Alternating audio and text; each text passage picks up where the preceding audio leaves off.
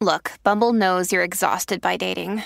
All the must not take yourself too seriously and 6'1" since that matters. And what do I even say other than hey? Well, that's why they're introducing an all-new Bumble with exciting features to make compatibility easier, starting the chat better, and dating safer.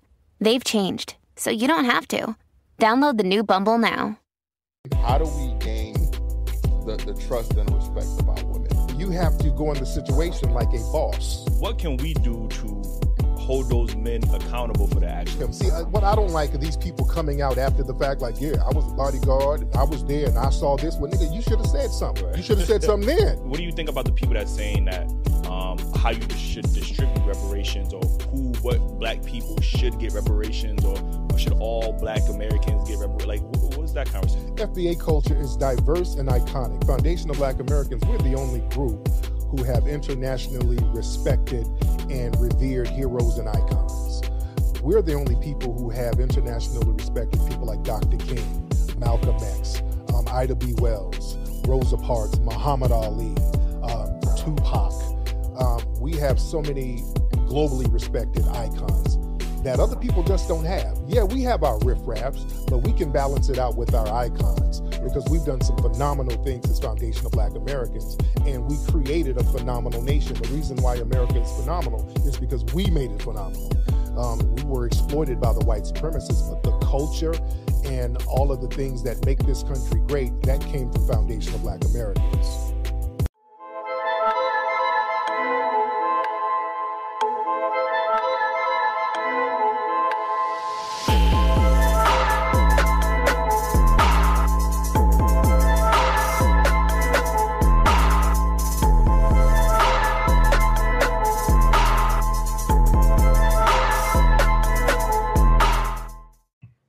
All right, welcome back to another episode of Daily Wrap-Up Crew. No book of, I'll go by the name of Eli. Make sure y'all follow me on IG, man. The real Y Eli. Shoot me a DM.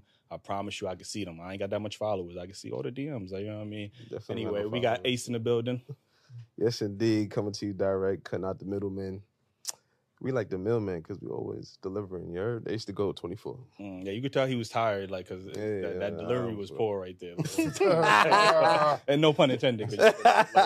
Last but not least, we got Jew. Let's talk about delivery. What it do? It's your boy Jew. And damn, I had one. Yeah, but we just gonna keep it. Yeah. You know what I'm saying? I'm good. Tune in to the Daily Wrap-Up Crew. Y'all slacking. I got y'all by the end of the show. We got you know what I'm important saying? people in the building, and that's how y'all show up, man. This crazy, man. Y'all had an FBA line too. I ain't gonna hold you. And that would have hit. That would have hit. Man. Listen, man, this special guest here, man. Right? Nah, just was saying it right now. Oh, God. Can we get on the show? I'm just saying. Okay, come on. Yo, this guest right here is a very special guest. I know we said that about everybody, but this guy has been requested by you guys, you know, after we had the Rizas, the Umar, y'all said we got to go get this guy. So this guy right here is a film producer, director, he's an activist, he's a historian. He's best known for his films, Hidden Colors, his film series. We got Tariq Nasheed in the building. Yes, sir. Indeed. Yes, indeed.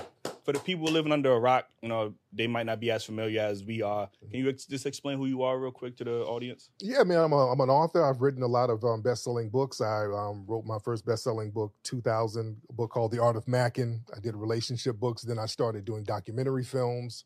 I had a very early podcast called Mac Lessons Radio. That was one of the precursors to a lot of the Red Pill and relationship podcasts. Then I just started doing a whole bunch of documentary films focusing on untold Black history. The Hidden Colors series, we did 5 installments. That became one of the best-selling Black history series ever. I did a film called 1804 about the history of Haiti. I did a very popular film, one of my biggest films, a film called Buck Breaking, talking about the sexual exploitation of Black people historically. My last film was called American Maroon, talking about Black people who fought their way out of slavery. That's never talked about. And my current film is called Microphone Check, The Hidden History of Hip Hop. And that's why we're out here with you brothers chopping it up now. Yeah, for sure. Welcome, So, welcome. like I said, you had the premiere on Saturday. Saturday out here in the SVA Theater Yeah. in New York, and 2 sold-out shows. Had almost 1,000 people in the theater. So what was people's reaction, or what was the general reception towards the documentary? We got a standing ovation. Mm-hmm. People were so happy to see the true history being told about hip-hop, because a lot of times, and as a historian, my job is to uncover untold history and history that's being deliberately hidden.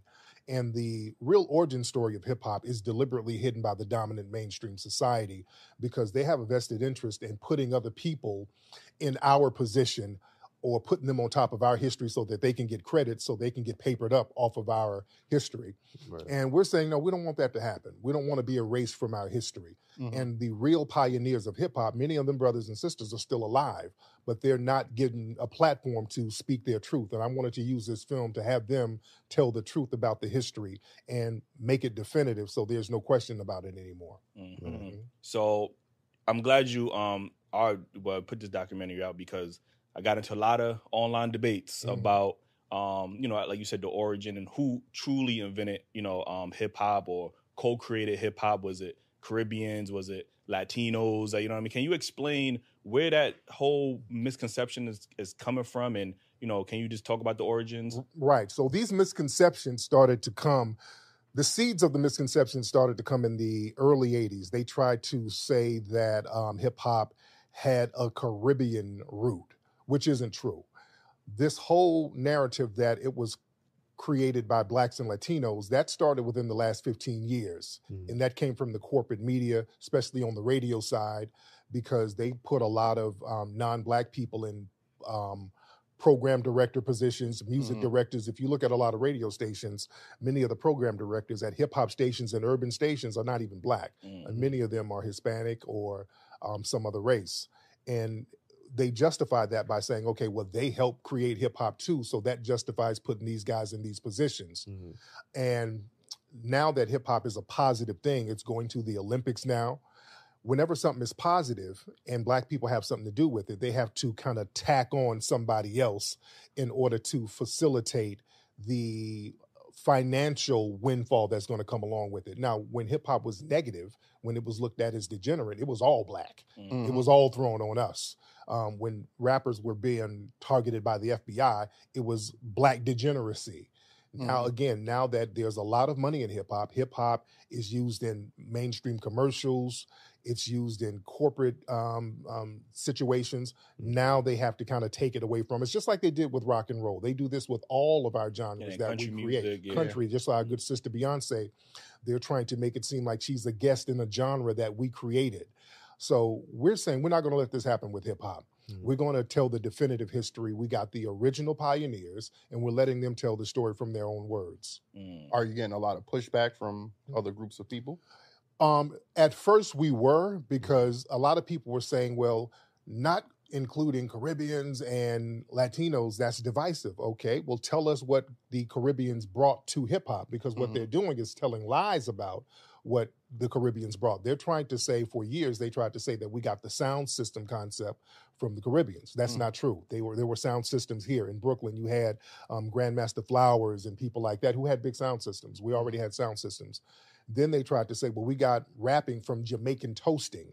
Not true. Nobody heard Jamaican toasting records. In fact, Jamaican toasting, what was that? Right, Jamaica. That's like them talking over songs and kind of a patois sound. We didn't get that from them because, for number one, we didn't understand what they were saying. The people over here didn't have a way to hear those records. And in the movie Microphone Check, all of the pioneers clearly said we didn't know about Jamaican toasting, so we could not have gotten it from Jamaican toasting. We've been rapping since the 1920s, even farther. And this is just on record. We got records of us rhyming over beats. In the 1960s, there's records with people like Pigmeat Markham, where they're rapping over funk beats. James Brown rapped over beats. So we already rapped and rhymed over beats. Even b-boying, some of the breakdancing moves, we were doing that with some of the tap dancers, the Hines brothers, the Nicholas brothers, Little Buck, Peg Leg Bates. These are the people that the original B-boys were watching and emulating. So we're just putting the right perspective and the right history on where this stuff comes from. Because what they do, they'll say, well, hip-hop comes from the Bronx. They'll make it very abstract. The culture didn't just ooze up out of the sewer. It didn't fall out of a building. It came from people. Who were the people? Why did they create it? So that's what we're doing in the film. We're putting a humanizing taste on the culture. Gotcha. These were human beings that created something for a reason. There was social, economic, political reasons and situations that made these children, because understand, these were like 13, 14, 15-year-old kids who were being deprived of resources. They were being told, you can't go to that private school. You can't get tap dance lessons. You can't go to Studio 54. You can't go to the disco. So they just put them out here in the gutter and said, okay, fend for yourselves. So instead of these kids saying, hey, we're going to be like these heroin addicts that we see, they said, we're going to get our parents' funk records, play the breaks from them, do these moves we see on the variety shows, and then rap over the mic like we see the radio guys doing, and we're going to stay out of trouble that way. And that's a commendable part of history that we need to look at. Do you believe that society didn't think that it was going to be so lucrative? That's why they left it to Black people? Right. They took everything else. That you remember, they always said it was a fad. They kept saying, yeah, this is cool. We're going to make a quick buck out of it because it's going to die off any minute, especially in the 80s. They came out with all the breaking movies, Beat Street movies, so they really tried to get a fast buck off of it. But the thing is, hip-hop is so fluid, it kept evolving. The styles evolved because that's the nature of hip-hop. It's a evolutionary culture. And they didn't realize it was going to sustain itself this way. So now that it's sustained itself this way and it has gone global, you can go anywhere on the planet. People are dressing like hip hoppers. People are using our slang. Now they're like, we can't beat them. Let's join them, and not just join them. Let's co-opt it and then take it and let's claim it for ourselves. I can see that. So when you said like, because you said hip hop's going to be in the Olympics? Like, yeah, they got b-boying. They're going to have breakdancing in the Olympics this year in Paris. So yeah, they got b-boys all over the world. They got a couple of b-boys here that's representing the U.S. and b-girls. They got a lot of them from like Asia. They really, really study the culture out there. So yeah, it's a big part. It's a lot of money in it now. Yeah. I thought there was rap battling or something. Oh no. That'd be fire. That would be tight. You know what I mean? So what do you think about the overall evolution of? You spoke about the evolution of hip hop. You know, from it being much more political with the back in the day with the F the police, and now we have more of this over sexualized, over drug usage, kind of overly aggressive gang violence culture. Like, what's your thoughts on the evolution? There's 5 elements of hip hop: DJing, MCing, b-boying, graffiti, and the 5th element people always forget, that's the knowledge. The knowledge was the thing that's supposed to codify everything and put integrity on it, so that if you have knowledge yourself, you're going to have rules and codes and standards. You don't bite from this guy. If you bite from somebody, you lose all your credibility. True. If you rap about drugs or using drugs, that was a no-no, especially in the 80s. Crack is looked at as negative because of rappers. The only reason crack is looked at as a bad thing was rappers made it negative. Like, if you do crack, that's the dirtiest thing in the world. Now, popping Mollies and Percocets is cool because rappers made it cool. So there was a code, and because they had that knowledge, they understood what it could do to the community. Even the gangster rappers, when they rapped about gangster stuff in the 80s, they always had a consequence to the stuff they rapped about. I don't know if you know too much about West Coast rap, but you had groups like Compton's Most Wanted, MC8. He rapped about the hood took me under. He rapped about the one time gaffled him up. They talk about gangbanging, but at the end of the song, the guy died or went to jail. NWA, there were consequences in their early records. Ice-T, his records had consequences for all the gangster stuff. Now, now it's like, yeah, I'm shooting up this, I'm shooting up that, and I'm going to a party afterwards. So there's no consequence. Or I'm going to get a Jewish lawyer to beat the case for me. You know what I mean? Right. So that's why cats out here got RICO charges. They're not rapping. Rap about them RICO charges now. You know what I'm saying? So right now, there's not balance no more. There should be a balance. I don't mind a sexy red, as long as we have a Lauryn Hill to balance her out. I get that. We don't have a Lauryn Hill no more. That's the problem. See, we had we got Rap City. But they ain't blowing her up though. They mainstream. Yeah, they ain't mainstreaming her. In the 90s, we had Lil' Kim and Foxy Brown. But we had Queen Latifah, MC Lyte, Remember, Lauryn Hill's the MC too. Yeah. We had a balance to that. We don't have all we get now is Sexy Red, Glorilla, Cardi B, Nicki Minaj, just a one-track thing, and that's because of the corporate structure. We have to stop letting the corporate structure dictate the direction of our culture. And we have to say to them, no, we want balance. We want a Rhapsody, but we have to support that, though. That's all. You know? So how can we have, like, I feel like every time we try to have our own record labels, like you said, there's a RICO case or something like that. There's always something to try to take away those labels from Black-owned executive. Like, what's your thoughts on that? And this is why people on the grassroots, we have to support these Black record labels and not let them do that. Since the beginning of hip-hop, they've always put federal charges on rap labels. Sugar Hill Records had federal charges on them in the 80s. Jay Prince and Rap-A-Lot. Ruthless Records had the FBI looking into them. We know what happened with Death Row. Murder, Inc. They were trying to investigate Master P No Limit Records.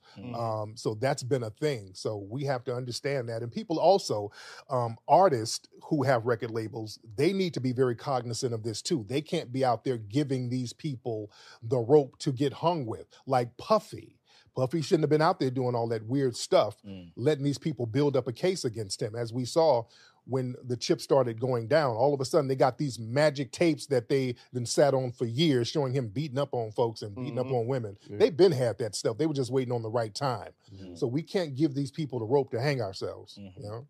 So in situations like Diddy and these high profile celebrities that, you know, end up going down or whatever the case is, what can we do to hold those men accountable for their actions? Like, because again, you got the white power structure, they just taking them down, and then we're on top of it, just also, you know, adding on to what they got going on. So how does the Black community hold the people like Diddy accountable or whatever the case is? Like, what does that look like? Well, all those people that were around him. See, what I don't like are these people coming out after the fact like, yeah, I was a bodyguard and I was there and I saw this. Well, nigga, you should have said something. You should have said something then. Them niggas partaking. You partaking in it. Don't sit up there 2 to 3 decades later talking about you saw him whooping on somebody. You should have stepped in right there. Don't sit there because you're getting paid. Say something. You check dudes on that stuff. That's what we used to do back in the day. You don't give a damn how much money you got. You doing something weird, nigga. You doing something weird. Chill out with that bullshit. You're going to make the whole hood hot doing that. You understand? So that's how them RICO charges get popping. Dudes, they're doing something weird and people are sitting back not saying nothing, and then everybody gets charged. And now everybody's looking dumb. No, you got to check that stuff with folks. Yeah, so, you know, obviously, I think we was talking about the Young Thug case. What do you think about court using rap lyrics and, like, you know, RICO cases or just cases in general? Do you think that should be a thing? Or no? Now some of that is very unfair. I don't like what they're doing with Young Thug and those guys because they try to do the all-in thing with us. With white folks, you know, they lone wolf them. If they do something, it's like, okay, he did it on his own. They don't talk about all the other people that was working with them. But with Black folks, they try to do a catch-all thing. They try to pretend everybody's in a gang. Like with Bobby Shmurda, I don't like how they put him in jail by saying that he was associated with a criminal gang. They did an all-in thing on him. And that wasn't fair. So we have to check that too. A lot of that is undeserved. So what's happening down in Atlanta, that's very political. That was that prosecutor down there trying to take the heat off of some of those white officers that we were protesting against, trying to get charged for harming Black people. So they let those white officers off, and then all of a sudden, hey, we got RICO charges on Young Thug, and that blows up in the media. So we got to understand when some people use smoke screens, even with R. Kelly, we're not co-signing anything R. Kelly is doing, but R. Kelly was a smoke screen. Because when the Me Too movement was going on, all of these powerful white men, people were looking at them. And then all of a sudden, R. Kelly, hey, look at R. Kelly, TV show about R. Kelly. You don't hear nothing about all these dudes. They'll do a white sacrifice, which is Harvey Weinstein. And also out here, they just dropped some charges on him. So they're trying to peel some of that stuff back to get him up out of jail. So we got to watch when they use us as smoke screens and not co-sign that either. But we're not co-signing any weird stuff from some of these dudes. Yeah, we always been a component of having that same energy. And Gail, Oprah, I need y'all to interview the victims of Harvey Weinstein because I was really vocal with Kels, like, you know what I mean? But we don't have that same, like, we just sweep Harvey under the rug. It's like, we get 1 or 2 cases, but then because Oprah and Gail was up there skinning and grinning with Harvey, you understand? They were kicking it with him. There's a whole bunch of pictures them on yachts and all that stuff with all them teeth showing now, but it's R. Kelly. Right. Why do you think it's so easy for them to use rap lyrics to go at people but they don't use the same contradiction from other groups and organization of people. Because they understand now the rappers don't understand the knowledge part. See, they tried that stuff back in the 80s and 90s, and the rap community checked them on that. The rap community fought back. When they were doing things unjust to the rap community said, okay, look, we're not going to let you throw us a bone and we go along and keep our mouths shut. Remember when they started to let rap in the Grammys, they were going to give a Grammy to Will Smith and Jazzy Jeff, but they said we're not going to televise it. So the rap community got together, in Will and those guys too, and said, hey, we're going to boycott this place. You're going to give us a Grammy, but no, we're not going to go if you're not going to treat us equally. I don't think cats would do that now. You know what I'm saying? I think cats are so scared of the industry. The UNITY. Right. Yeah, they don't want to. But yeah, they don't want to upset those white bosses at the record labels. Listen. Back in the 80s and 90s, especially in LA, dudes, man, the rappers would run up in record labels like it wasn't shit, with bats, guns. People think it was just Suge and those guys.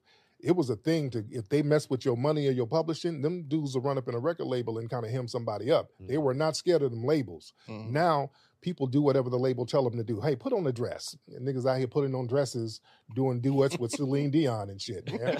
So it's weird stuff going on out here right now. It is. I want to switch topics, but because this is a very controversial talking point on the internet, right? I go on TikTok and I see a lot of UK people speaking about black Americans, right? So what a lot of people, the UK, Africans, Caribbeans, a lot of their talking points is Black Americans or FBAs don't have culture. What do you say to those people who say that? That's a projection. That's a projection because we are the culture here. Our lineage goes back to this country longer than the lineage to their country because their countries are relatively new, especially over there in West Africa. Not just West Africa, all of Africa. Many of those countries were basically created in the 1800s at the Berlin Conference. So they don't have a deep, rich culture. That's why a lot of them have to leave because of a lot of tribalism. They're not as deeply rooted as they're supposed to be.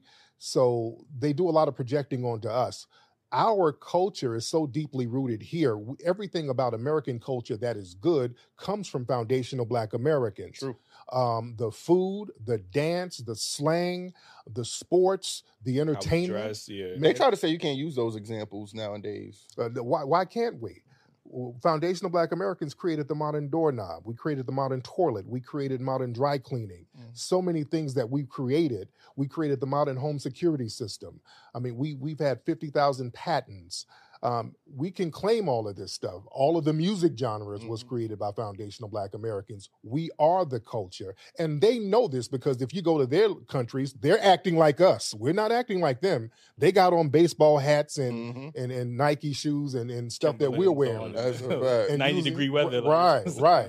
They ain't wearing kente cloth sweatpants. They're wearing Nikes and Adidas like we're wearing. Right. You know? That's true. So even when you went to say about how the countries in West Africa, like I've seen an old map of Africa before they had the invisible lines with the borders with the countries, and like you said, those countries didn't exist until like the time frame you said. So you know, when I hear this conversation, and I think you seen one of our clips, was a Haitian woman, and she was like, I definitely remember that. You know, she was sitting on the couch and she was just like, "Oh, I can't date a Black American because Black Americans don't have any cultures," and that one just went crazy online because it just.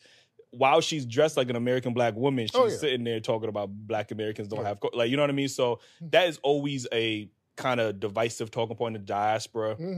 And they can never tell us what their culture is. Because when people call up to our lives and start talking about culture, I ask, what is your culture? They can never give an answer. You understand? We can give answers to what our culture is, all of the music and the foods. We can give that. But they can't really give an answer to what their culture is. So, and that's no disrespect to our brothers and sisters in the diaspora. We got love for you, but those who come over and try to denigrate us and project this weird thing, we will check them. Why is it so easy for everyone to attack, you know, the culture of Black Americans? The thing is, this is the game they play with us. We are inclusive. We share our culture with everybody. We're too damn nice. Too damn nice. That's been the problem, because whenever we do something, we say, okay, we chop it up to just global Africanness. We've been on that. So if we do something positive, we'll say, hey, our African brothers, we got it, probably from some tribe or whatever. We'll share it with everybody. For a long time, we were sharing hip hop with the Caribbeans, because they were like, well, Caribbeans help do it. And we're like, not really, but we'll share. We're all black. We had that type of thing. And that was a mistake. Because what happens is a lot of these people who didn't create anything, we give them something, then they take it for granted and then say, hey, you know what?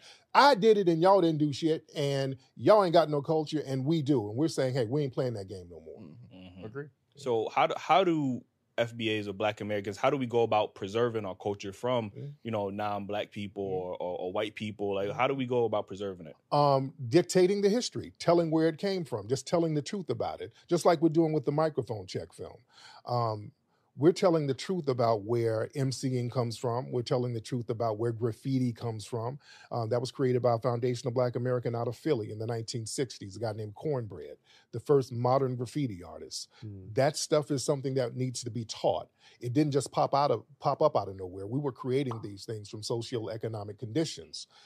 We were being told that you don't matter, you're a nobody, you don't have a voice. So this kid gets a spray paint can and says, hey, I'm gonna spray my name all over the city. That's gonna be my canvas. I'm going to be somebody. And he got notoriety. The newspaper started writing about the guy. And other kids said, hey, let me start being a graffiti artist. Let me do better designs than this guy. So that kicked off the movement. We need to know where this stuff comes from. It comes from our experiences. And we have a very unique experience here that helps us create all of these different cultures. Right. I'm glad you said it, because I think a lot of people needed to hear that, because no matter how much we fight online about, and then we always feel like we're trying to prove our culture to people that we shouldn't even have to prove our culture to. Like, you know what I mean? Obviously, your YouTube platform is huge. You stream on there damn almost every day. If y'all haven't seen his stream, I promise you, listen to his stream. Like, this dude is hilarious, man. So, but a lot of times, even in the Twitter spaces, people will accuse you of being divisive amongst in the diaspora. Like, what do you say to those people? No, those are people who think that they can get away with denigrating us. And for a long time, we didn't trip on it too much, because there were a lot of people who were non-FBA who would low-key denigrate us. They would have all of these weird names for Foundation of Black Americans, like Akata, Jarir, Abid, Yanks. They had all these little weird terms. We didn't trip too much on it, because you're just talking shit. But when these people start getting over here and getting in political positions, and then they can dictate where our resources go, and they have that same anti-FBA disposition, now we're saying time out. When we have a Kamala Harris, who's non-FBA, but who cosplays as Black when it's convenient, and then Asian when it's convenient, when we have her dictating where our resources is going to go, we have to say, hey, wait a minute. We don't want these people who are really not on code with us acting as our representatives, because that's very important. The dominant white society, they understand people who have a certain lineage, they will be on code with each other. So they let people get in political positions who don't have our lineage, like Barack Obama, Colin Powell, Eric Holder. These were people who didn't have any FBA lineage. So they put them in positions knowing that they would not do anything to help Black people, and it wouldn't mess with their conscience. Because if you do something to deny your people, it'll mess with your consciousness. People like Marion Barry, people can talk about him doing drugs or whatever, but he was a foundational Black American, and he did a lot of stuff for the people in D.C. You will instinctively do things for the people from your lineage because you share a camaraderie with them. And the dominant society knows that. So they know how to kind of pit people against each other and get folks from different lineages to act as representatives. Like, for example, we got a reparations movement going on. And, the rally for reparations. Right, we got yeah. And early on, some years ago, when they were having these reparations committees that the dominant society, they were putting together, they purposely got people like Candace Owens, who identifies as Caribbean. They got a dude named Coleman Hughes, who's a Puerto Rican guy, who's aesthetically melanated like us, to speak on reparations as our representatives. And sure enough, they got up there saying, we don't need no reparations. Let's leave these good white folks alone. So that type of... the narrative, I came from my country and I was able to work my way up. Why you guys can't do the same thing? Right. So we got on the thing where we don't want all these non-FBA people trying to represent us because they're not even entitled to what we're supposed to get anyway. So a lot of them have this whole scorched earth mentality. If they can't get nothing, the hell nobody can get nothing. And we don't need people like that representing us. And that's not divisive to say, hey, we don't need people trying to mislead us. Because they damn sure they won't let us do that over in their country. We can't go to Nigeria or Jamaica to try to represent them or misrepresent them. They'll stone us, man. They wouldn't let us do that. Mm-hmm. So what do you say about, because the whole conversation about reparations, I know you have the rally for reparations June 15th in D.C. And what do you think about the people that's saying that how you should distribute reparations, or what black people should get reparations, or should all black Americans get reparations? Like, what was that conversation? No, the reparations should be strictly for foundational black Americans, descended of freedmen, because we were the ones who suffered in slavery. See, it's reparations for slavery. It's not reparations for racism, because a lot of people want to come on and get like, hey, I'm black. I dealt with racism. Selectively black people. Right. They're black when it's convenient. Yeah. The thing is, we can't let everybody say I'm black and I should get reparations, because some of you voluntarily came over. You can't say I fought to get over here, but now I'm discriminated against, so I need some resources. No, this is our homeland. We've been here. We've been here from the beginning, and we were mistreated on our own homeland, and we have to get compensated. If we let other melanated people say, well, I'm black and I'm an immigrant and I should get reparations too, that opens the door for Hispanics. They can say, well, I was mistreated too. Asians can say, I was mistreated too. I need to get in on that. So that's going to open the door to a lot of bad things to happen, just like affirmative action. Affirmative action was supposed to be for black people. Right. Then we let them slip in one word and messed it all up. Minority. Nobody was using minority in the 1960s until 65. When we start saying we need to get something to be compensated, they say, well, let's do it for minorities. They slipped that word in, and everybody and their mama ran in the minority door and got affirmative action. And we're the last ones to get it. We didn't get nothing. White women started being minorities then. White gay men, white Hispanics, everybody's a minority. Handicapped people, they're minorities. So we're not playing those word games. So we tighten the language up by saying, hey, we are foundational black Americans. We are a specific lineage and ethnic group, and we're supposed to get these resources that are owed to us because we have a specific debt. Are we talking anything outside of money that we? Money first. Yeah. That's going to be the first thing. Yeah, because what happens is when we were enslaved, they made money off our ass. They made billions of dollars off us. They didn't get student loan relief during slavery. They were getting money off of us. That's true. They were trading us on Wall Street out here in New York. We were money. We were the first capital. So they need to give that capital right back to us. And then we'll talk land grants and all of that stuff too. But let's get those checks going first, the same way they do with Native American tribes. The same way y'all give them money and then tax-free status and then the casinos, then land. Let's do it the same way with us. Why do you think that these other races were able to be successful in their pursuit to get the reparations and not us? Because they are buffer groups. They are buffer groups, and what happens is in the system of white supremacy, you have to have a bottom group, the group on top, and the group in the middle to stand in between the group on top. So they elevate these groups over us, and they do that deliberately so that we have to go through them first. And they'll fight for the white supremacists for their little crumbs. They don't have a problem being number two. Right. We as foundational black Americans, we naturally rise to number one. That's why we always got to be suppressed. Anything we touch, we're going to go to the top. We touch golf, we're going to become Tiger Woods. We get a tennis racket, we're going to be Venus and damn Serena. We do a country record, we're going to be Beyonce with the number one country record. We have a natural tendency to rise to the top. We create black Wall Streets, you understand, over and over again. That's why we're the first people on this land to be bombed from the air. In Tulsa, Oklahoma, they dropped bombs on those black people to destroy their community because they were upset that black people secretly became millionaires. What they did in Tulsa, Oklahoma, they just kind of threw black people out there, saying, just going out there. That's like no man's land. We don't see you. We don't want to see y'all niggas. Then they turn around and saw all of these mansions and cars and like, hey, what the hell did these niggas do? Then they had to destroy it. And they do that to all of the things we do.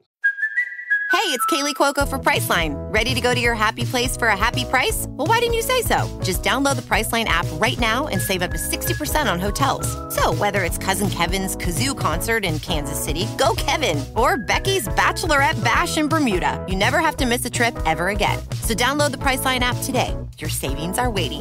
Go to your happy place for a happy price.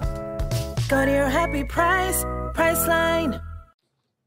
When you look at right now, if you look at the spending habits of Black Americans in this country, we tend to spend a lot on non-Black goods, luxury goods, fast food, hair, beauty products. Are you afraid that if we are given a reparations, that we will just spend it on frivolous things and give it right back? There were some who will do that. And, the frivolous thing, that's fine because that'll stimulate the economy. Reparations will be great for the economy because we will stimulate and bounce the money in the economy. And the dominant society, they'll say, well, we don't want to give y'all Negroes reparations. You're going to be so irresponsible. If they thought that, they wouldn't have a problem with it. They know that if we get equal footing financially, well, we're going to have Tyler Perry's and Bob Johnson's. Everybody going to be. Boy, we're going to have cats bawling the hell out. They know that. They know that we got people who got the ingenuity to create all types of industries that's going to rival what we have going on out here now. So that's the real problem. They don't want us to get too much of a strong financial footing in this country because we can do that with the deprivation that we have. We can create things even out of the deprivation. Look at the Birdmans and the Jay Princes and people like that who have been denied resources, and we can still pull things together. So just imagine if we get equal footing. Now, that's fair. You got a lot of optimism. I don't share that same optimism. Why not? Because I'm just looking at the spending habits, the lack of financial literacy we have, and I don't think it'll be any good if we just give that money right back. We're going to be in the same position with Gucci shoes and a trailer. Let them get them. Made out of What's gold, wrong with? Look, if a motherfucker want to get a reparation check and smoke crack, what's wrong with? Let him smoke his crack. Let him. The Native Americans, look, they give them. You go to a reservation, they be drunk. Ayahuasca and all. Do they be high on or peyote, all that shit? They be drunk. Let them. They don't mind. Let them get drunk. But then some of them are gonna run them casinos, just like with us. Yeah, we're gonna get some Negroes out here drinking Hennessy and getting Jordans and all that. But you're gonna have some people out here buying land, iced out Hennessy bottle, right? You know but you're gonna get some cats out here creating some tech stuff. They're gonna be creating inventions and doing some wonderful things with the money too. We have a lot of ingenuity. So that's the great thing about foundational Black Americans. There's a balance, man. We got a lot of riffraffs and we got a lot of phenomenal, iconic people. That's a good thing. I don't focus on the riffraffs. There's always going to be a riffraff. I want to see what our iconic people are going to do, what our geniuses are going to do. That's the thing we should look at, and that's what the dominant society, that's what they're afraid of. They know our geniuses are going to turn up when we get that money and do phenomenal things. And it don't have to be a large percentage. Absolutely not. Absolutely. But I'm more afraid of the people that's in our community that look like us, that's not willing to protect those type of people. You get what I'm saying? If we get the money, look at our community the way it is. Our communities, we got the ox on every corner. We got everybody the Chinese on the liquor store. We just gonna be giving them the money, like, you know what I mean? And then they're already in our community profiting off of Black people, like, you know what I'm saying? So we're just gonna go right to the liquor store. We're not gonna buy the liquor store. We're gonna just spend all our money at the liquor store, like, you know what I mean? But then it's going, like you say, it's gonna be that one dude. I'm like, you know what? I'm buying this liquor store now. And see, this is why, and we're gonna have people who are going to use that money and use it to get political power. See, why do we have Asians and all of these other groups who own the liquor stores on the corner? That's a political thing because the political structure gives them a leg up and they deprive us. The reason why we don't have this, and I own a museum out in Los Angeles and we deal with this. With Black people, the city and they play these little permit games with us. We got to get a special permit for this, a special permit for that. There's a noise ordinance. They play these little games because we don't have our people in the political positions. They use these buffer classes to get these businesses, and they don't target them the way they target us. They let the Asian business owner sell rat sandwiches. The sink is dirty, food all on the floor. They don't go in there and stop them. They got weird stuff going on in the back. They're trapping in there in some of these places. With us, man, we got to be on our P's and Q's. And they still try to shut us down. I talk to Black business owners all the time, and the city's always trying to do something weird to a Black business. So when we get our money, we can get more politically established so that we can stop that paperwork sabotage that go on so that we can have our businesses thrive in the communities like they should thrive. Would you say that we make it easier for them to, take us down because we'll see a Black store, a Black-owned store, and we wouldn't go to that one. We'll still go right back to Ox or whatever the case may be.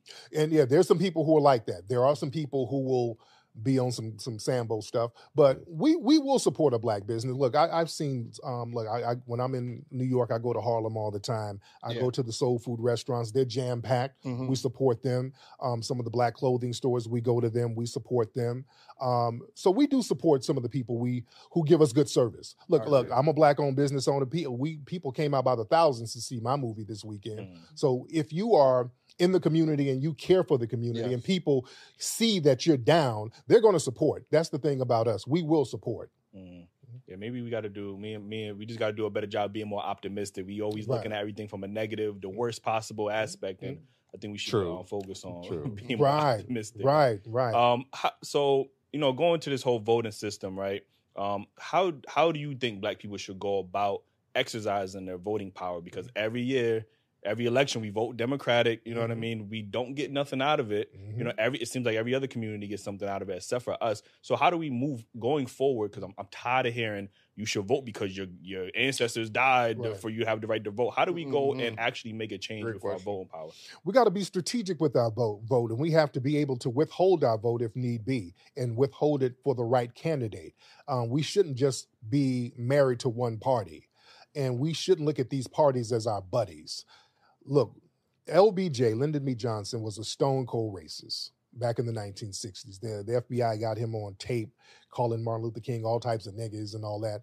But he was the one who actually passed the Civil Rights Act because of the riots that were going on. Black people were in the streets turning up, and we forced their hand. We forced them to say, hey, we're going to have to do something for black folks.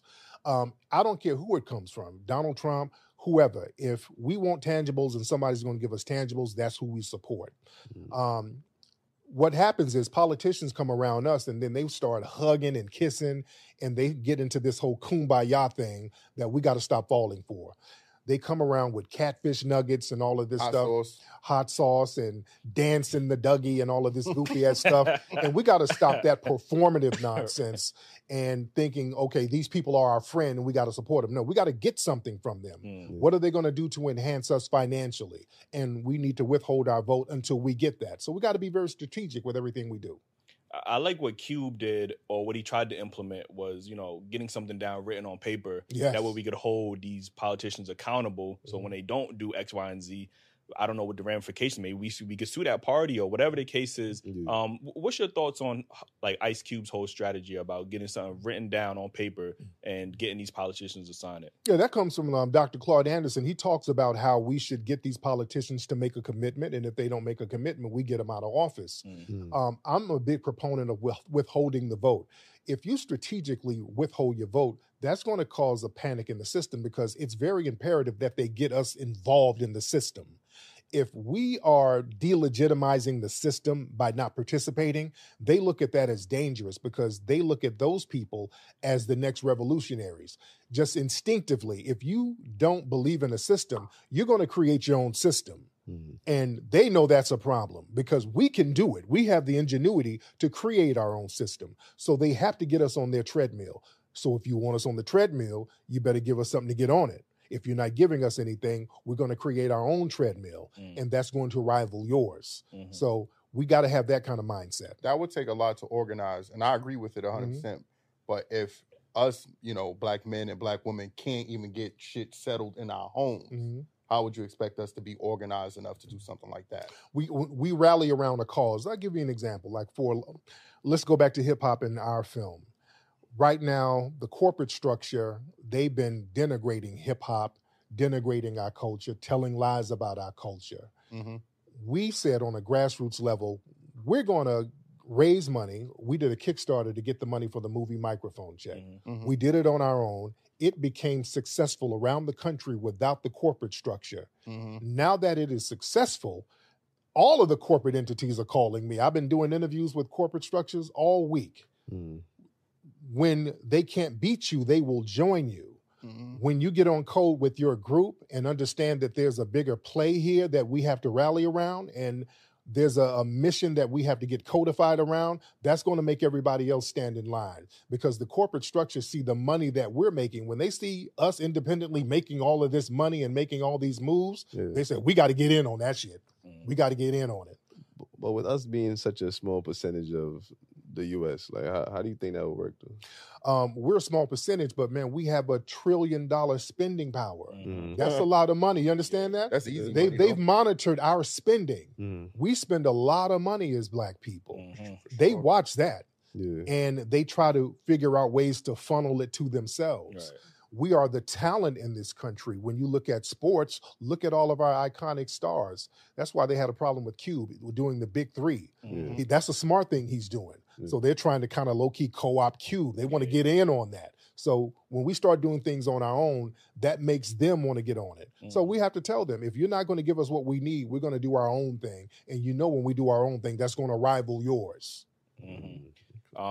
And that made me think about Kyrie. I remember Kyrie, he was just like, yo, why don't we just make our own league? Like, he was talking about all that, the NBA players. And then right after that, that's when they started having all these Black Lives Matter. It was real active with the Black Lives Matter and seeing that they were supportive of Black people to get everybody's minds off of that. Kyrie is an executive producer on Microphone Check. Is he? Oh, that's dope. Yeah, that's dope. Shout out to Kyrie. You see what I'm saying? Yeah, that's dope. Before we get up out of here, I just want to ask you this question real quick. What do you think is the overall image or like perception of Black men in today's society? If we let the dominant white society dictate what the image is, it's always going to be negative, which it has always been that. Since the late 1800s, they've always had a negative portrayal of us. It's all about how we see ourselves. It's very important that we control the narratives. That's why I did the Hidden Colors movie. When I did the Hidden Colors movie, I started doing it around 2010. What did we see around 2008, 9, 10? At that time, there were so many negative portrayals of Black people. It was pathetic. The movies that were out at the time was The Help, Precious, The Butler, The Blind Side, these weird, moping, dopey acting Black people who had to be saved by white folks. And that was putting a cloud in the minds of Black people. I said, we have to counter this stuff with something. And everybody kept saying, well, we need somebody in Hollywood to put together a movie about something positive. So I said, hey, let us do it. Let us raise the money and let's put out films about our positive history. So we raised the money and put out the first Hidden Colors movie. That blew up, and then we did a whole series about it.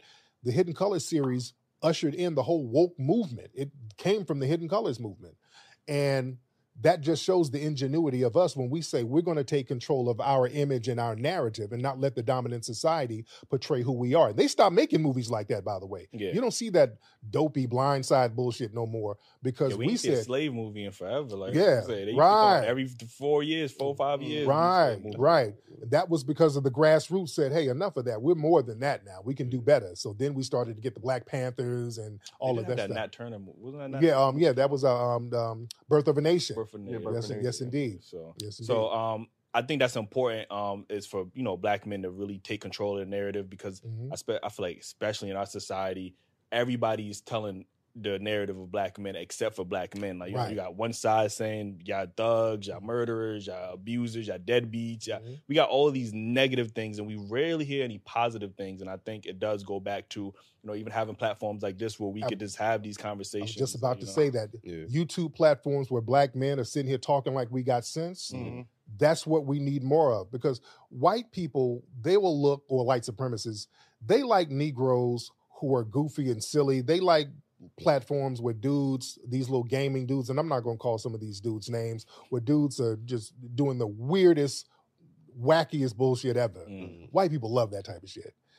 When we're chopping up game like we're chopping up now, this is what we're supposed to do. We're taking control of the narrative, showing, and you guys are getting good numbers, showing that we don't have to be goofballs in order to get an audience to have an intelligent conversation and an intelligent dialogue.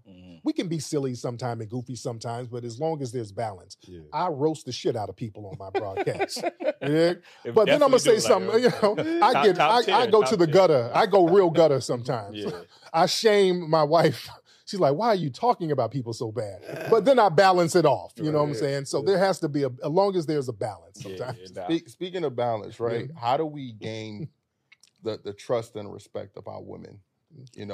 We always get the, we ain't shit. And I don't think that's how every woman thinks, but that's the narrative that's being spread. So what do we do to erase that or change that narrative? Like from ground level. You have to go in the situation like a boss. You have to be a boss in the relationship. And being a boss is not a negative thing. That doesn't mean a dictator. A boss means fine. You got to make more than her for her to listen to. Not even that. No, you have to demand respect in that household, because sometimes if guys think if a woman is making more money, and sometimes women think if they're making a little more money, they can kind of talk to niggas a certain way. No, I don't care how much money you're making. There's going to have to be respect here, Right. or I'm not going to be here. So you can't be no kept dude, because if you're a kept dude, that's going to make her show a level of disrespect for you. Just understandable. Yeah, so you got to go in there like a boss no matter how much money you make, but you can't be a bum. You understand? Yeah, agree. In order to be a boss, you got to have something going on. Agree, 100%. And the woman has to know. And when I mean something going on, not just dreams, not just you sitting up here fantasizing about your rap career, whatever. You got to have something tangible going on. Some motion. Yeah. So before we get up out here, how would you define, if I had to ask you, how do you define this? How would you define Black culture or FBA culture? If you give like one word or maybe a sentence, how would you define it? FBA culture is diverse and iconic. Foundation of Black Americans, we're the only group who have internationally respected and revered heroes and icons.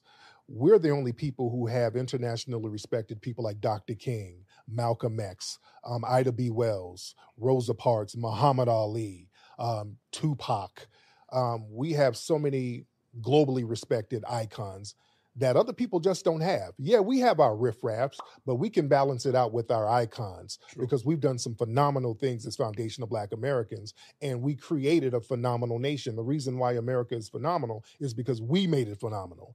We were exploited by the white supremacists, but the culture and all of the things that make this country great, that came from Foundation of Black Americans. Mm-hmm. Listen, man, we've been trying to get you for the longest, man. We appreciate you for finally coming on. Man. Let the folks know where they can find the microphone check. Yeah, Eric, go to microphonecheck.com. You can get the Blu-ray. We're going to have the movie back in theaters again because of the success of the Memorial Day run. Yeah. It's going to be in more theaters around the country. Even if you get the Blu-ray, go see it in a theater with your friends, your family. The vibe is real different. You're really going to love the vibe. We got standing ovations in all of the cities that the film played in.